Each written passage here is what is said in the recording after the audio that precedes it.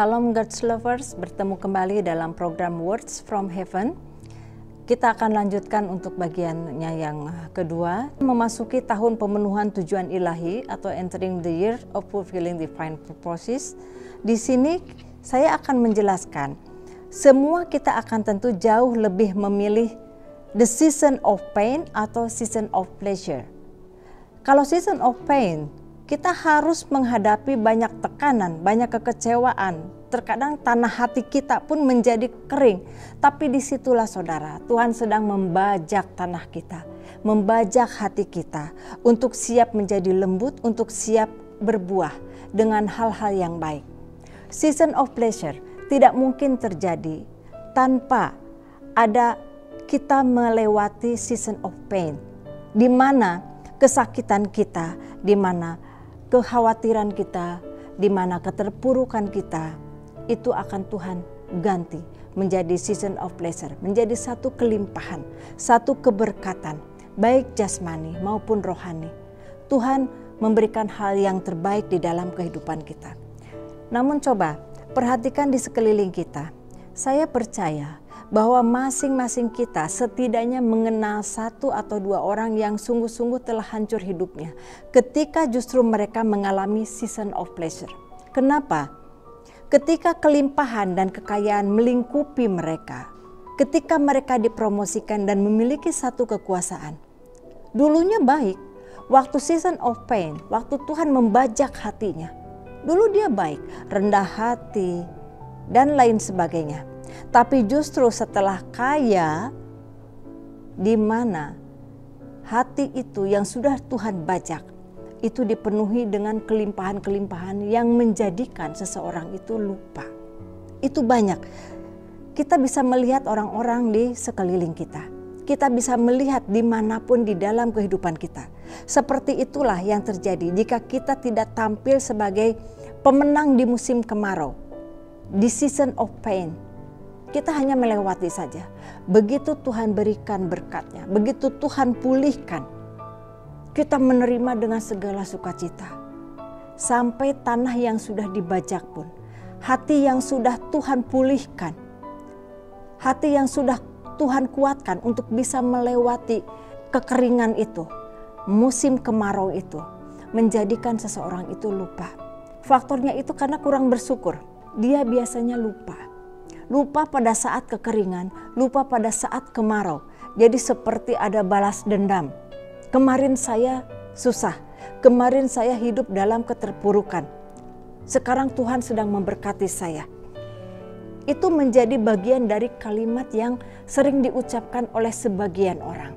Pada saat hidup di dalam season of pleasure, pada saat hidup di dalam kelimpahan. Banyak sekali orang lupa, yang tadinya begitu baik menjadi sombong. Yang tadinya begitu rendah hati, banyak bersedekah menjadi pelit. Ada istilah, ini orang kok semakin kaya semakin pelit. Tapi begitu disinggung, kan saya juga berjuang. Seperti tidak terima dan ada pembelaan diri. Saya kan pernah mengalami di titik itu. Pada saat ini saya sudah diberkati. Bagaimana sulitnya mencari uang. Tapi di sisi lain, semakin tangan mengepal. Karena apa? Karena hati itu tidak dia jaga, tidak dia rawat. Tanah yang Tuhan sudah bajak menjadi baik. Tuhan berikan satu pupuk yang subur, benih yang subur. Lupa untuk menjaganya. Itu yang kerap terjadi. Saya berikan satu ilustrasi ini agar bisa kita menyimak lebih baik lagi. Nah, sebelum sampai kepada tanah perjanjian, the land of plenty, tanah yang berkelimpahan. Apa yang dilakukan Israel? Dia harus melewati padang gurun. Dia harus melewati kemarau itu.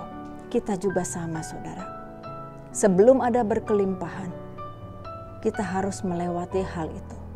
Kerumitan di dalam kehidupan, pekerjaan, pelayanan, apapun itu yang terjadi, sebetulnya Tuhan sedang membajak hati kita, membajak kehidupan kita, membajak tanah kering kita, di mana nantinya setelah tanah kering itu bersih, maka Tuhan akan memberikan benihnya, agar benih itu tumbuh subur menjadi lebih baik lagi. Tapi kembali lagi kepada yang punya tanah, kembali lagi kepada hati setiap insan. Apakah hati yang sudah dibajak itu bisa dipertahankan seperti yang Tuhan inginkan? Karena tujuan Tuhan itu beda dengan tujuan kita, saudara. Tuhan membajak saya dan saudara. Tuhan membajak hati saya dan saudara untuk memenuhi tujuan ilahi, bukan tujuan kita. Tidak ada istilah dulu saya susah, sekarang saya kaya, berkelimpahan, akhirnya begini, dan begitu. Tapi setelah Tuhan pulihkan dalam berbagai hal, justru disitulah kita harus bisa memenuhi tujuan ilahi di dalam kehidupan kita, saudara. Hal ini hanya segelintir orang yang bisa memahaminya. Selebihnya terlena dengan kekayaan, terlena dengan kelimpahan, dan menjadi jauh daripada tujuan ilahi tersebut. Itu yang terjadi pada saat ini. Jadi, hati-hatilah supaya jangan engkau melupakan Tuhan Allahmu, dan supaya apabila engkau sudah makan dan mendirikan rumah-rumah yang baik serta mendiaminya, dan apabila segala yang ada padamu bertambah banyak, jangan engkau tinggi hati, sehingga engkau melupakan Tuhan Allahmu yang memimpin engkau melalui padang gurun yang besar dan dahsyat itu. Yang di padang gurun memberi engkau makan mana yang tidak dikenal oleh nenek moyangmu, supaya direndahkannya hatimu dan dicobainya engkau hanya untuk berbuat baik kepadamu akhirnya. Jadi jangan lupa, saudara, pada saat Tuhan membajak hati kita, Tuhan punya tujuan, agar tujuan ilahi ada pada kehidupan saya dan saudara. Mari kita berdoa. Tuhan, Bapa kami dalam surga, terima kasih Engkau mengingatkan kami untuk membajak hati kami, menjaga hati kami. Karena saat ini kami memahami Engkau punya rencana yang baik untuk kehidupan kami selanjutnya, Tuhan.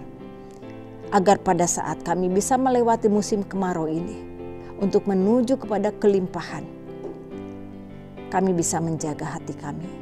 Kami bisa menjaga tujuan hidup yang sudah Engkau gariskan di dalam kehidupan kami.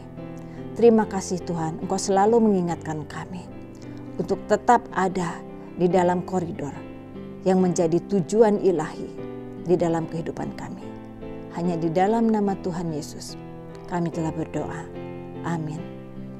God's Lovers diharapkan membagikan link YouTube renungan ini kepada saudara, kerabat, dan teman. Terima kasih, Tuhan Yesus memberkati.